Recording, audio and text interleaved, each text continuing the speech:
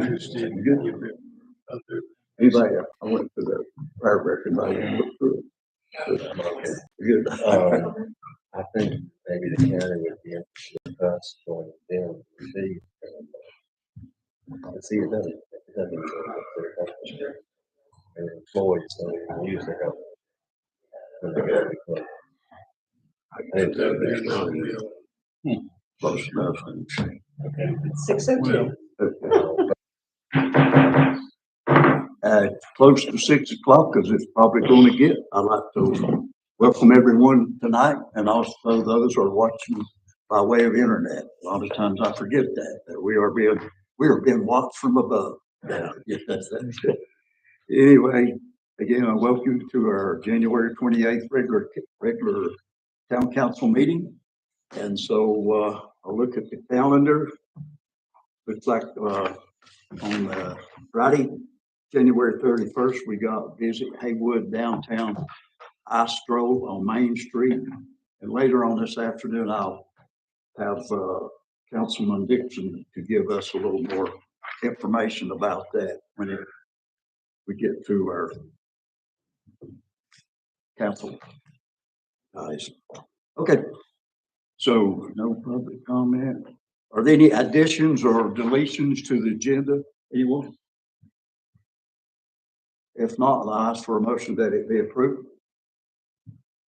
Move, we approve Got the a motion by Chuck, agenda.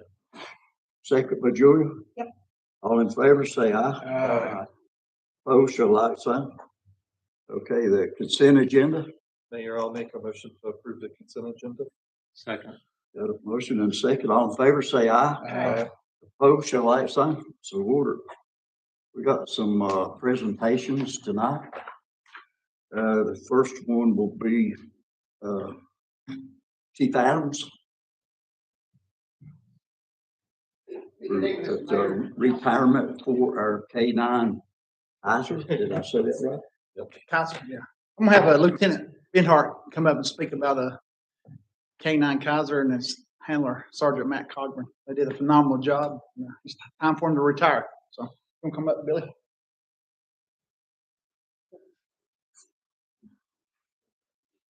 Where's my pet at? That would not be the time. Yes. Oh, Here it comes. You better bring him in here. Here comes our boy. I'll be mad if you don't.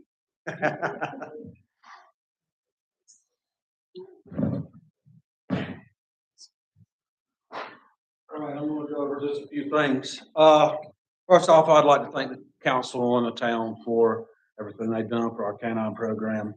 We're all here to honor Kaiser and his retirement after several years. Kaiser started in 2015 with us. His first certification was in March 2015 in Aiken, South Carolina, where he certified in narcotics detection and tracking. It was a privilege to work with these two. I was a big part of Sergeant Cogburn's training when he come in, when I had Canine Valor and all this. So we really enjoyed working together, working the dogs together. And I will tell you, this is probably one of the best tracking dogs that we had. Sergeant Cogburn put in a lot of time. I'll tell you how good this dog was. We were doing training one day at Hazelwood Elementary. The dog was pulling so hard, he pulled out of his tracking harness. Never let up, kept his head to the ground, and kept pulling and tracked all the way to the end removal. So that was very, very impressive to find.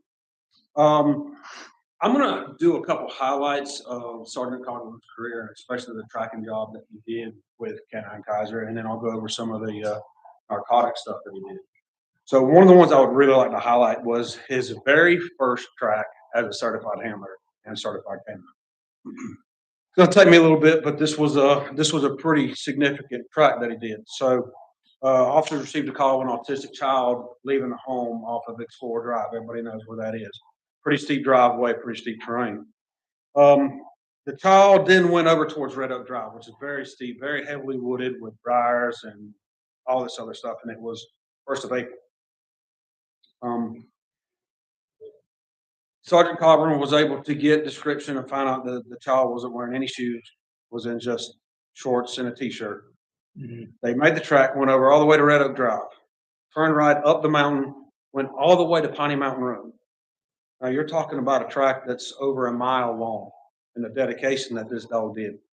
So with that being said, as he was tracking, search and rescue people found the child 40 yards from where Sergeant Carbon was headed straight to him. Absolute phenomenal job on the training and dedication that Sergeant Carbon did with this dog. The second highlight I would like to say was a perch snatching that occurred on Hazelwood Avenue. Sergeant Carbon and Kaiser were on patrol when the call came in. He arrived on scene and with Kaiser, and then was quickly able to get on the track.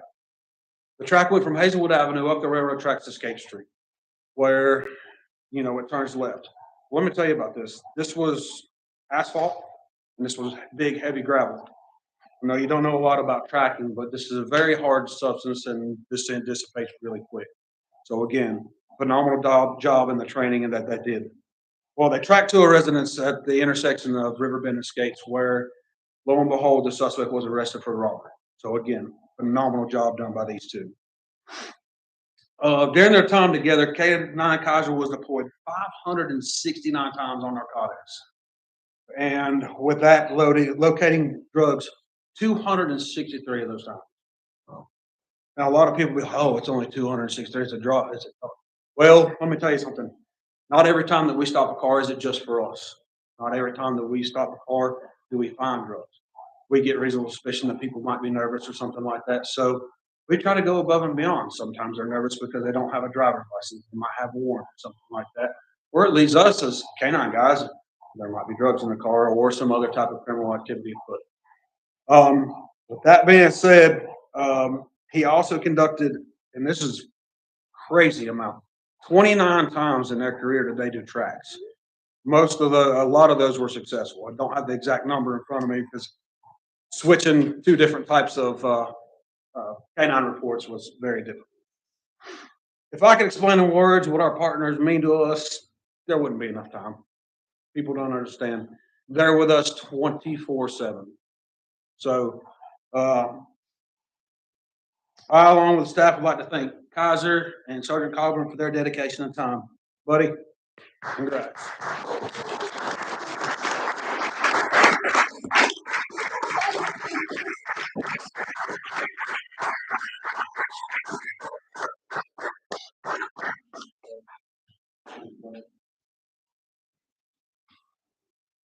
Thank you. Thanks everyone for letting us sneak in and have this little ceremony tonight.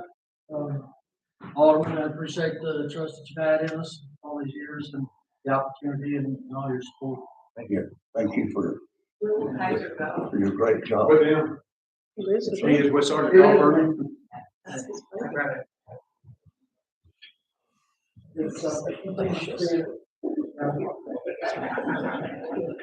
Appreciate all you guys. And, I always thought that, dogs, it's creation. Julia, you want that up? I'd take him in a second. I know you would. I know you would. Absolutely. You see, Can you turn on the monitor? So let's- Take him in another turn. Yeah. Love it. Okay, we'll move on to another presentation of awards to the 2024 Christmas Parade winners. And I understand Ava is not here, but Patrick, is that correct, Patrick? You will do the presentation for her? Okay, so. Thank you for this opportunity. I'm Patrick Ryan. I'm the president this year for the Kiwanis Club here in Waynesville, and it's a real honor for us each year to be able to partner with the town to put on the Christmas parade. And this year's theme was Haywood Strong Appalachian Traditions, and we not only help align the floats, but we judge the floats and announce two winners each year for those floats. And so what you can see on the screen right now is the second place float from Western North Carolina Community Credit Union. Is anyone from the credit union here tonight? We've reached out. Oh, and you've been sitting there the whole time. Come up. So we have a plaque for you. We had good fortune of having two judges this year. It's never an easy job for them. We have Piper Lofnick from Publix Grocery Store was our guest judge this year, and Karen Kalmanak is a member with Kiwanis who did that as well. So we have a little plaque over here that we'd like to give to you and maybe do a photo opportunity if you're comfortable. Yeah, sure. Let's go up here.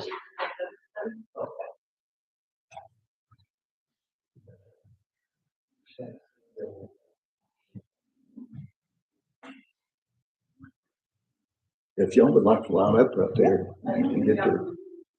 Yeah. Now you stand up.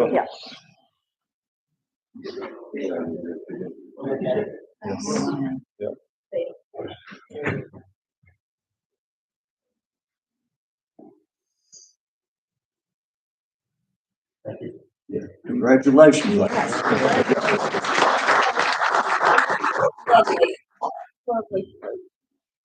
Our first place winners this year, I believe we have a presentation there of their float. And this is the Haywood Historic Farmers Market. Is there anyone from the farmers market? Oh, and you've been sitting there all by yourself all time too. Come on up.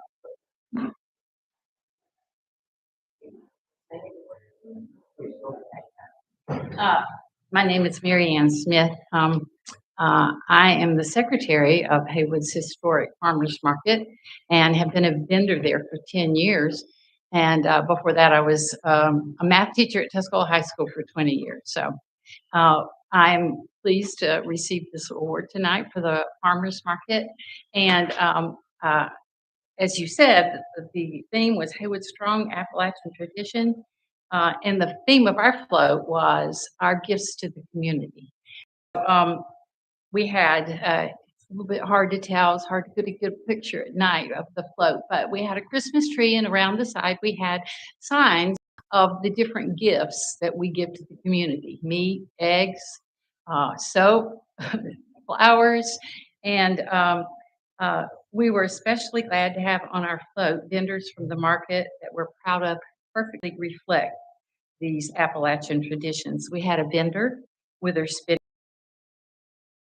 fiber, a potter with a blacksmith with his anvil, and a quilter with her quilter frame. So thank you again for the award. And I want to say one other thing. You all may not realize the large footprint that Haywood's Historic Farmers Market has in the community. In 2024, we met on the grounds of the Shelton House and Hart Theater from the first Saturday in April to the last Saturday before Christmas in December. In those 38 weeks, we had over 19,000 customer visits, averaging 521 per week. Our biggest challenge right now is having enough parking for all those customers. As a market, we would appreciate all the support we can get from the town council and other town organizations, from the Kiwanis Club and other civic clubs. Our goal is to continue expanding our offerings to Haywood County and to continue the great work of spreading gifts to the community. Thank you.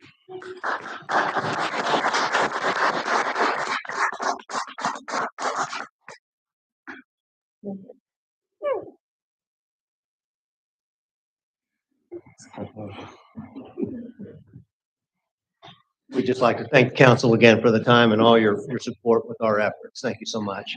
We thank you for all your hard work. Kiwanis Club.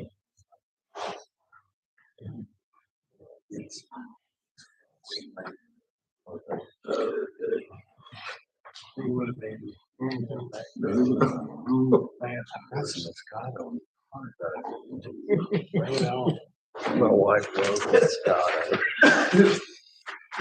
Little sweet. Yeah. Okay, our next order of business is update on FEMA flood plan maps. Miss E.T., would you please bring us up? Sir, good morning. Good evening, Mr. Mayor, members of the council. It's been a long day. At your request at your January 14th meeting, our staff investigated the feasibility of conducting flood studies and updating Waynesville's flood maps, particularly for the area of Hazelwood, where we had some concerns about what the maps were showing in terms of elevations. We contacted some FEMA representatives. We talked with some engineering professionals who do these flood maps, and we also talked with Steve Garrett. He's the State National Floodplain Insurance Coordinator. He works with the North Carolina Floodplain Mapping Program. And Mr. Garrett informed us that the state is in fact already conducting flood studies in Haywood County. They're expecting preliminary results to be released by the end of 2025. In fact, he sent us an email, and I'd like to just read from his response for your information. He said that their group is already updating the Hazelwood area as part of our ongoing work in the French Broad River Basin, and are currently in the second round of engineering modeling for the quality control of those efforts. We anticipate releasing preliminary maps for Buncombe, Haywood, Henderson, Madison, and Transylvania counties by the end of this calendar year. Note that these studies were started prior to Helene and do not reflect any changes resulting from that event.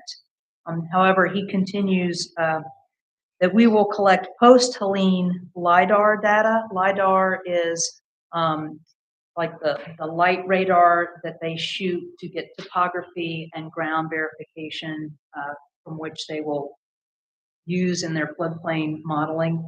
And that raw data will need to be processed, and deliverables will need to be reviewed, again, for quality control. Final product should be available before the end of 2025 for our review. At that time, there'll be some stream analysis that likely show revised studies needs due to the impacts from Helene. Please keep in mind that updating flood studies take time. Firm updates are required to follow FEMA's risk map process and are subject to regulatory due process.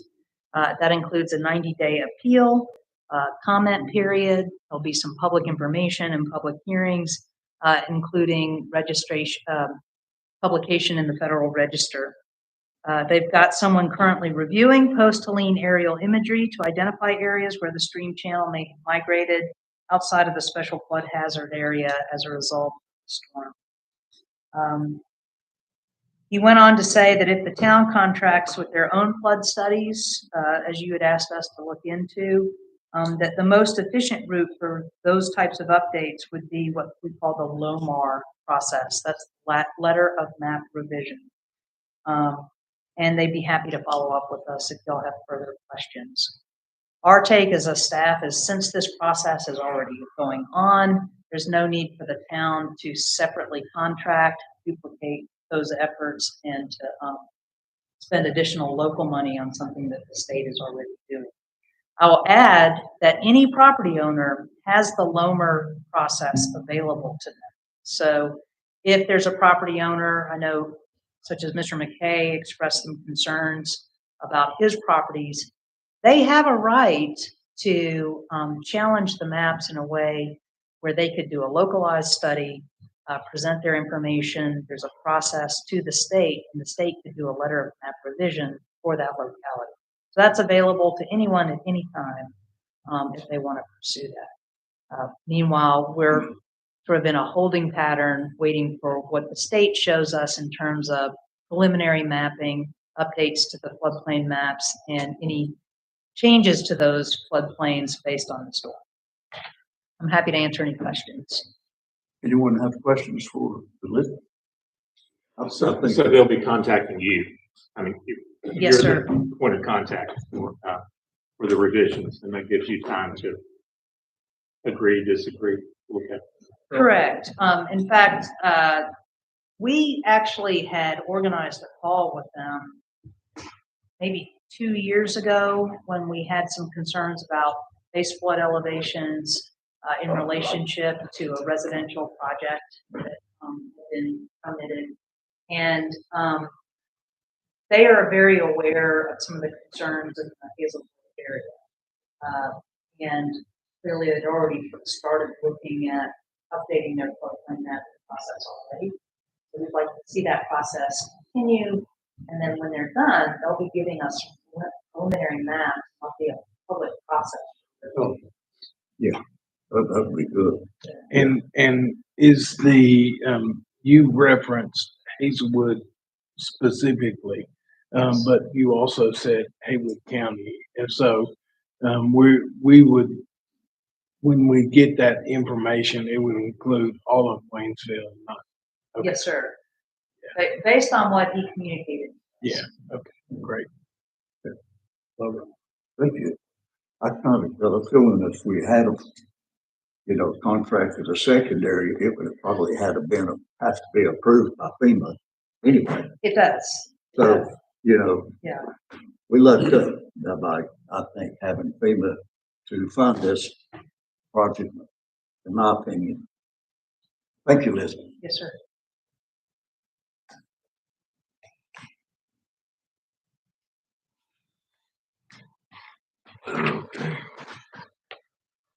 Move right along. New business. Reclassify one maintenance technician position to a maintenance and grounds technician and change it from a grade 53 to a grade 56. Luke, Top of the morning. you're already on the spot. Top of the morning. Yes, so due to a recent retirement, our maintenance tech at the Armory, Mr. Keith Shetley, will be retiring after 30 years on February 19th. So we're sad to see him go, being such a staple of the Armory. He's been doing it for many years. But in trying to recruit for his replacement, we're trying to just add a couple of additional skill sets, including more maintenance skills of some light plumbing and some carpentry, some more of those. So therefore, we're just asking to upgrade this pay classification from a grade 53 to a grade 56, and therefore we can hopefully retain or recruit and retain a individual that we will go through the hiring process interview. But nobody will replace Keith, because we know he is such a staple of the Army for many years. So, if you approve that as the motion in front, just to classify one maintenance technician to a maintenance and grounds technician, because this job will also encompass just the immediate grounds around the Armory as well. Keith has held this position for 30 years, so it was time to kind of update this way. Any questions? Anyone from the board have questions, Luke? No, sir. And it's well in the budget. Yeah. The slow music he's not telling you is Keith Shetley is retiring March, is that correct? February 19th. February 19th? That's correct. And he's got over 30 years, correct? Right at 30 years, I do believe. Yeah. So, And I've worked with this guy. They don't come any better, and he will be definitely hard to replace. yeah, I will say that the Armory smells so good of Pine Sol every day. I don't think that we'll get that back. Yeah.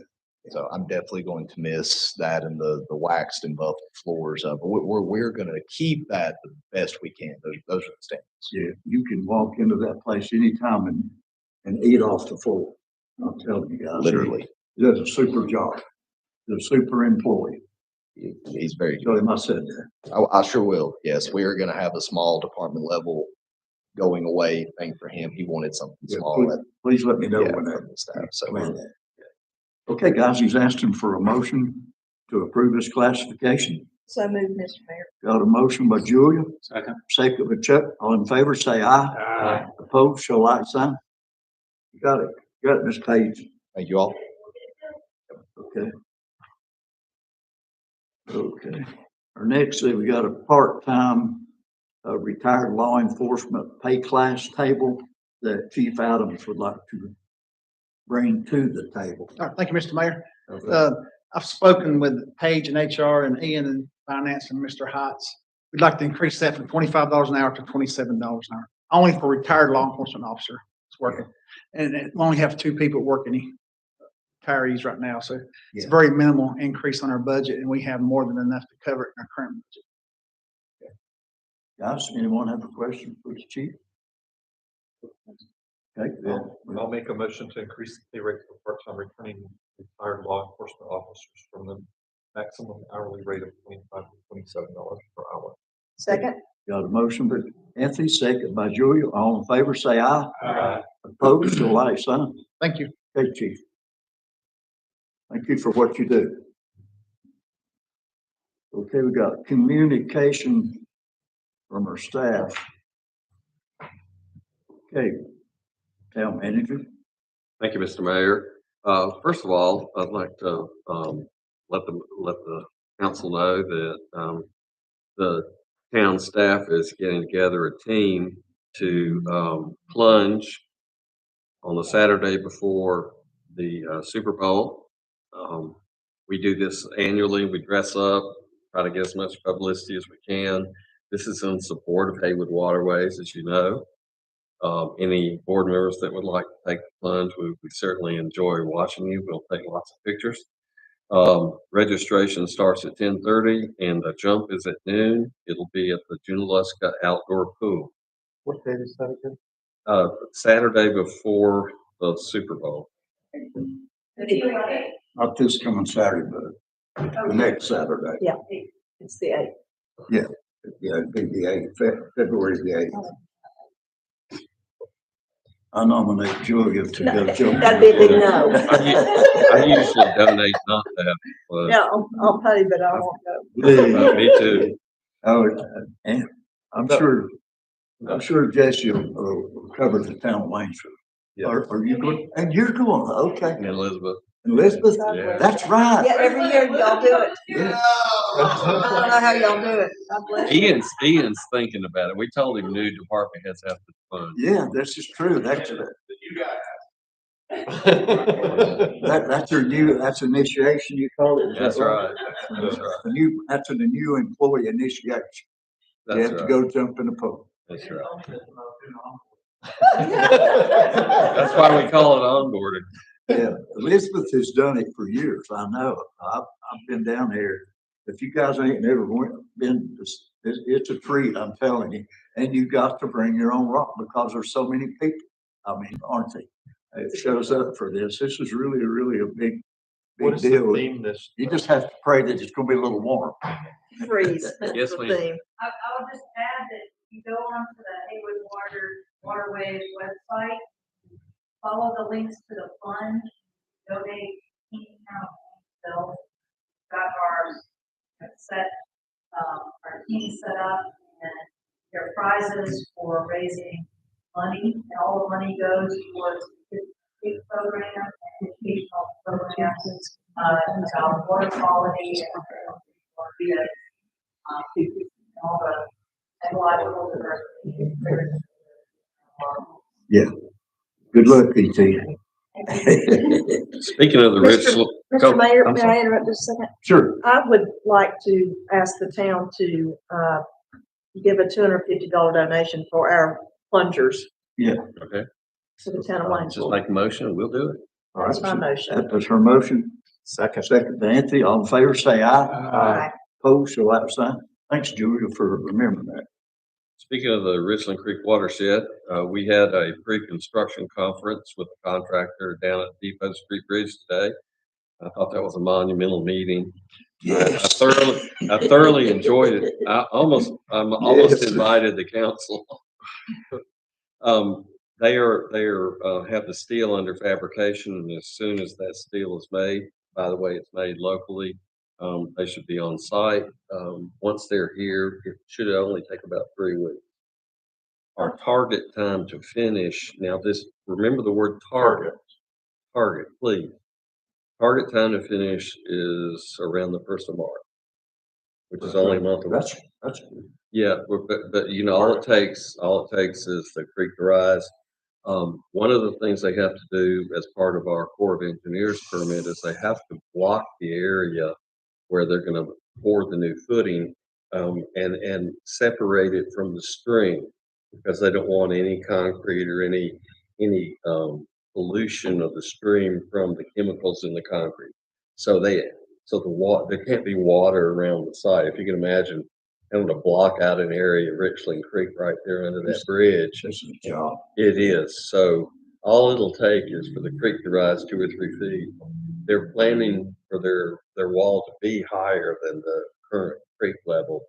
But as you know, in this time of year, weather's fractious. So that's why I use the word target time. we're really excited about that project. In addition to that, I had a team of department heads that reviewed the RFPs for all of the recreation activities, the ball fields, the greenways, and the dog park today. We have set up interviews for two candidates, and we'll finish those next week and hope to have you a recommendation for an engineer for all of those projects, hopefully at your next one. The last thing I want to say is I'm glad Chief Adams didn't leave. Is Chief Adams was elected the Western District Director of the North Carolina Association of Chiefs of Police. For police chiefs, that's kind of a feather in your cap, and I want to congratulate him.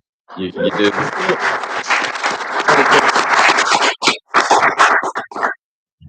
So that concludes my report, Mr. Mayor. Okay, sounds great. And I will jump in that creek down there if we have to help. That'll be your plunge. I'll take a plunger and I'll try to get all that. I'm just praying they don't find a hill building. I will jump in that creek and help them plunge the water out just to get it done, because I had some folks today, you know, about when you're gonna get this bridge open, you know, from the Frog Level area, you know, so it's, I think it's hurting, you know, some businesses down there, you know, especially Haywood Builders and Panacea and it's a brewery, Frog Level Brewery. Those folks down here have been suffering, you know, from the traffic that they generally get from that. So I'll be glad to see that happening there. Thank you. Okay, let's move on to Ms. Town Attorney. I have nothing further. Okay, all right. Okay, then communication from, you know, from the mayor and staff. The only thing I'll just let you know that I went to the prayer breakfast and it was cold that day. I'm telling you, it was cold, but you could tell the turnout was still good. Chief and I represented in Waynesville there, and so it was a good. The lady that spoke there was really great, wasn't she?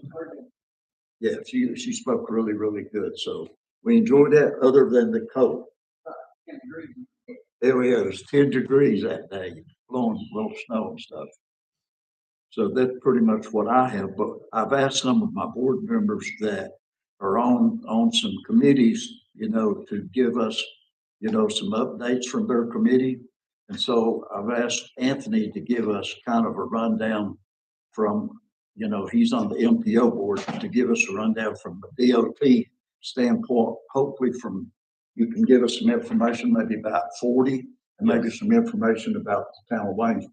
Absolutely. I was able to get some information about the gorge reopening. They have been very reluctant to give any timeline because they were within a week of having it open to 2 lanes prior, and there was 40 feet that fell down into the river. They are not giving us a deadline, kind of a moving target, but they're hoping within the next few months to have 2 lanes open with a maximum speed of 40 miles per hour through the gorge. Yeah. Now, for the larger project of having it completely reopened, the timeline is 24 months or 2 years, with the possibility of that taking up 3 years. The estimation of cost estimates as of right now to just do Interstate 40 is $2 billion. That's a B. Billion. That's the whole of. That's the 40. That is only about 6 miles of 40. That's So just the Haywood County portion. that's the Haywood County portion, not the Tennessee portion. Is $2 billion. As you know, they're continuing work on Russ Avenue, and that is going swimmingly. However, there may be stoppages along the way as they figure out funding from projects with NCDOT. There will be an update this coming Friday on all remaining projects in North Carolina. The NCDOT has a shortage of, you can imagine, they at one point had over 800 roads closed That's down to about 136 roads. But there will be funding cuts for the entire state. Yeah, for that. And also some timelines will slide. There are at the 1923 going into Maggie Valley, that area is under construction. Would like to make a point that is 50 miles per hour through there, and I travel it every day. Most people exceed that limit. We are requesting people to please follow the speed limit through the construction area. Even if you don't see workers, doesn't mean that there isn't workers in the area. It would be very dangerous for workers to speed. I know they have 2 flashing lights right now and multiple speed limit signs. We're trying to decrease the speed without having to put other people in the areas to monitor the speed. The other projects that we're working on is there's some projects in Haywood County, and the Mountaineer did a piece on Liberty Road that is under construction. There's lots of construction through Canton, but again, timelines are subject to change since at one point the U.S. Department of Transportation stopped funding for a couple of days.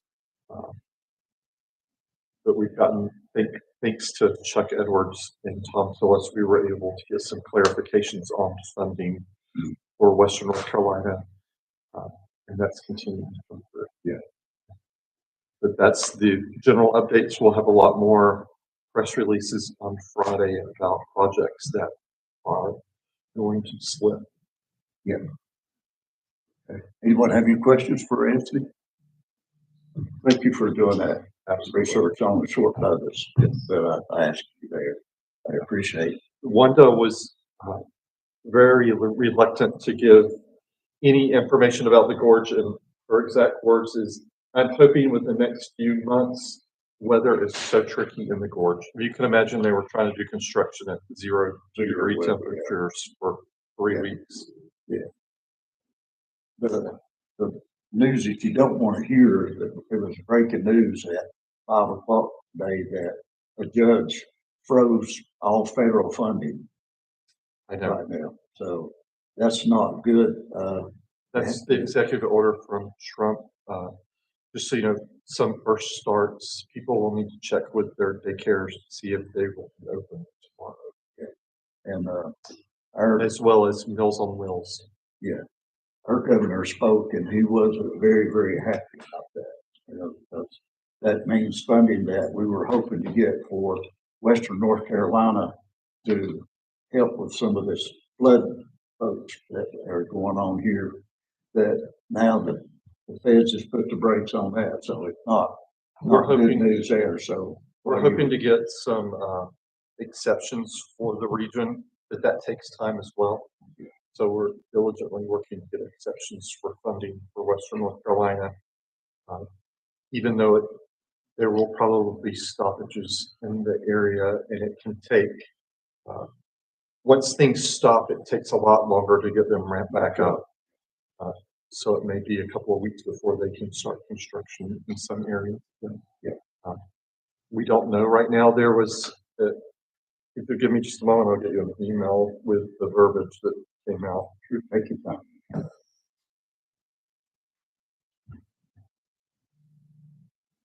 There's another one. Okay. Yeah, there's hard to say whether there'll be additional clarity to that executive order, but they're expecting many updates throughout the next week and over the next 90 days.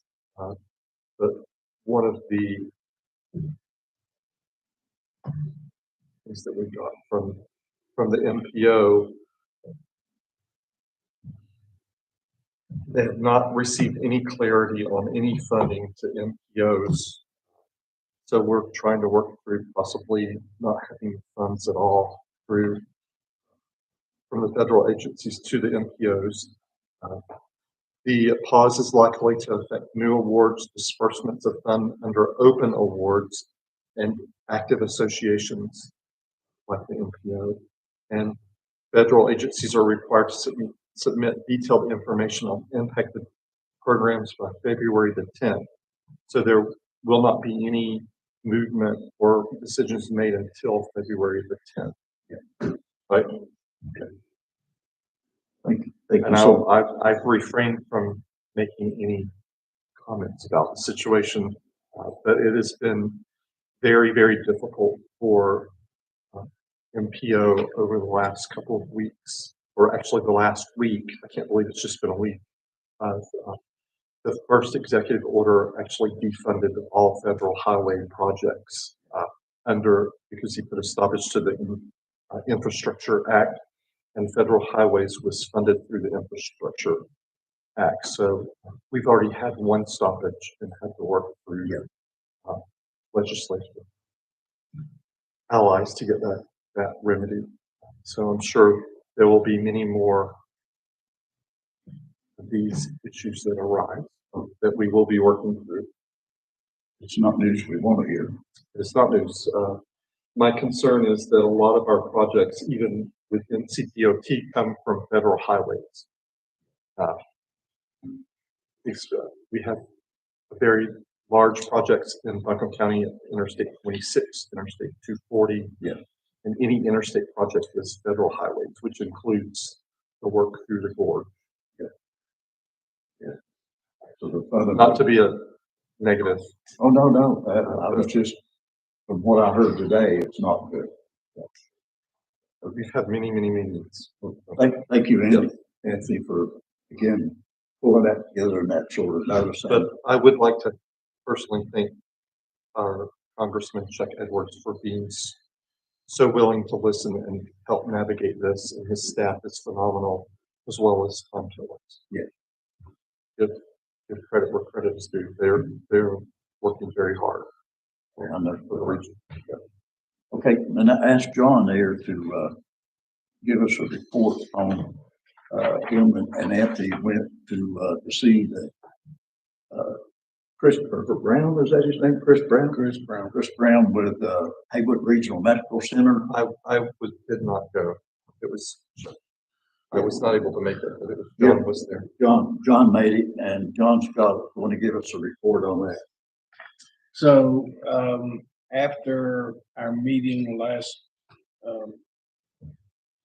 2 weeks ago, Dr. Mason, Rob, and,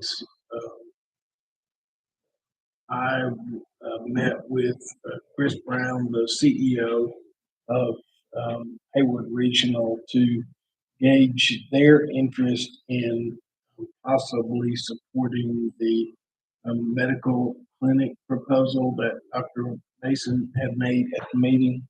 And I was,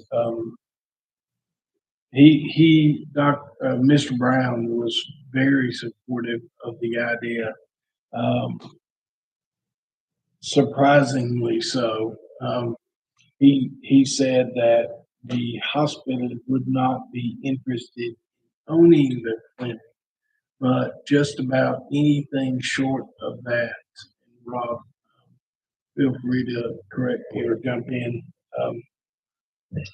He said anything short of that, he was on the table.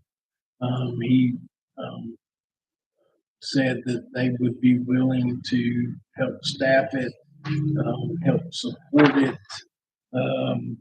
It was, I was, sometimes those kinds of meetings can almost be more of a courtesy than anything else. And this meeting was anything but.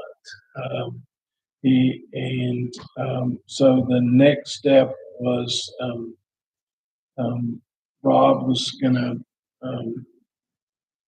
open conversations with the county manager and the other municipal managers to gauge their interest. Obviously, the higher the number of potential patients that would be available to this clinic, the more interest the hospital would have. But I was, very, very pleasantly surprised at how well the meeting went. Um, he was engaged and had thoughts for how this thing might unfold. And so it's good. I think, where we are now is to kind of just find out, what options are available in terms of the county and municipalities but I'm very hopeful. I think it would be, a wonderful opportunity for our staff and the staffs of the, other municipalities to be able to have this kind of, arrangement as a resource for their healthcare needs, because we all know, Mr. Brown referenced the fact that how difficult it is to receive primary care and urgent care, in this county and really the whole entire nation. But It's impossible to get appointments. yeah. So it was very, very positive, and looking forward to seeing what options we might have moving forward. So his next step, probably go to some other municipalities and see about the interest. Rob was Oh, going yeah. to do that. Oh, Rob is. Yeah. So, and Rob, if you need moral support, I'll definitely help with the municipality. yeah. Okay. I think our biggest challenge will be finding a place for it. That was certainly a topic that we discussed, and so I might even have a possibility for that. So who knows if the stars might align? I have no doubt that this would be, if we can make it happen, our staff and the staffs of the other participating municipalities would definitely benefit. It was a great idea. Yeah. Right, thank you for on the short notice. Yeah. Anyone have questions for John? Okay, thank you again, John and Rob, for going to that meeting there. Okay, then I've asked Chuck to give us a kind of in a short notice on a TDA, especially, for coming up this weekend. And the reason I asked that because there's something, that the town might do to help fulfill, the ice sculpture thing, the ice fest that's going on this weekend. So if you would, you give us your spiel, I would appreciate it. Sure. The town has already sponsored, an ice sculpture, so, we have contributed, and of course, the police will be blocking off the streets and, providing security and that sort of thing. So I think we're helping sufficiently, but would like to invite everybody to come. Put a map on each of your desks. There are other maps out front. If anybody wants to pick one up, you can see the streets being closed off. There are lots of activities. 22 ice sculptures. There's a chill zone in the United Community Bank parking lot with beer and wine. Several of the restaurants have food and drink specials. And we certainly encourage the stores to stay open. If the numbers are anything like last year, that there will be a ton of people. And so you can see what's there: glass blowers, fire performers, all sorts of things. So the TDA has sponsored it and has done a really good job, worked really hard. They've received lots of traffic on their website about Ice Fest. So, and as you know, it's going on all over Haywood County. Clyde and HCC are doing something, I think, on Thursday. Heart Fever has some kind of jazz, something going on. And of course, the big event at the Maggie Festival grounds, where the sculptures are twice as big as they are for the ice stroll.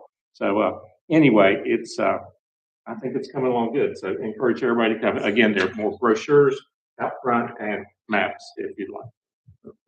And I do have one other matter. Did want to report on this. Sure. Yeah. I attended the Southwest Commission meeting last night. Oh, yeah. Thank you.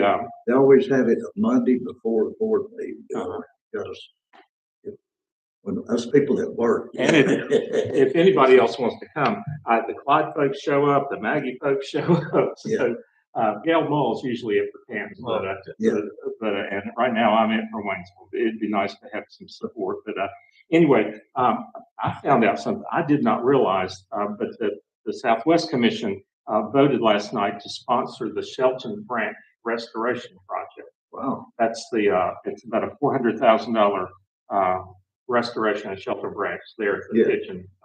I guess between Hart Theater and the Kitchen Center. Yeah. I mean, I know there've been plans for those sorts of things, but I wasn't sure. I didn't realize what's going on. And this is kind of a technicality for Southwestern to sponsor it. But they're just going to handle the money. So that sounded really good. I don't know schedule or anything. I know that's been talked about for a long time about that. The area right there. I'm assuming it's kind of reclaiming some of the swampy area. And that'll be a nice. It'll be nice. Joe Sam has worked on that for a long time. February 11th at Crown Plaza is another flood recovery meeting, and I'm sure Rob already knows about that. Rob's already got us down to go to that. I wouldn't mind coming either if you unless you got. No, I'll be happy to. I'll be happy to see you tomorrow. Okay, that'd be great. And the reason is I spoke with a few other people last night from Congressman Edwards' office and that sort of thing, and they're, things are complicated right now. They are. They're extremely complicated. They have offered to help though. And, his chief of staff will host a call if we want to talk to her, figure out things. So she's more optimistic than maybe we are in terms of. But as Anthony said, Congressman Edwards has done a lot to try to get the money more directly to us than maybe the way it's being funneled, the way it's being worked on. The other thing that was interesting to find out about is Southwestern Commission and Dogwood Health Trust and a few other folks are sponsoring a recovery-friendly workplace certification. Talk to Paige, she's going to it, Brittany's going to it.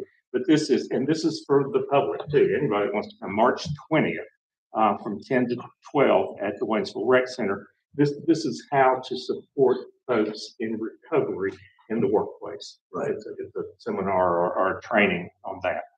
So if anybody's interested, flyer on that also. So it sounds good. Southwest Commission they're doing a training on February the 12th at 6 o'clock at their office in Silva, letting people know what they do. So and they always provide food. I used to go to all this right there before I got the job I got now.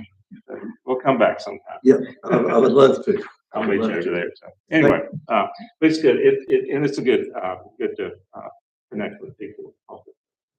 I'm glad to be able to go. Thank you. Thank you for your report. Julie, you have anything to? I would just say I had the privilege yesterday of attending a ceremony for Al Matthews. He received the honor of the most distinguished award in the state of North Carolina for a civilian or somebody that's given back to communities. And so he got the honor of the longleaf pine. Governor Cooper, it was one of the last things that Governor Cooper had done. Of course, Cooper is out, and now Jeff Stein and Governor Steins could not be there, but Kevin Corbin was there and presented Al with that. Al served this community for 50, 60 years. And he was the town manager in Canton for some time, and then he finished out his manager career with the town of Maggie Valley for 22 years. And so it was represented, and there were representatives from various organizations, municipalities, and the community. And so I represent us well there yesterday. Well, thank you so much. Al put Maggie Valley on the map. He sure did. He did. I'll have to say he could bend some arms behind her back and give some money. For sure. Well, thank you for attending that. Okay, guys, thank you all for your short notices. I asked you to do some research from your committees. If no one else has anything else, then I will ask for a motion that we adjourn. I'll I will. No, it's my turn this time. I'll do it. You are. I'm back on it. I'll ask for a motion to adjourn. Okay, got Julia, Second. Anthony, all in favor, say aye. Aye. Opposed, so like so. I did it for 12 Thank years. everybody I'm for back coming on out. it. I hope we didn't bore everybody. I stepped out of there for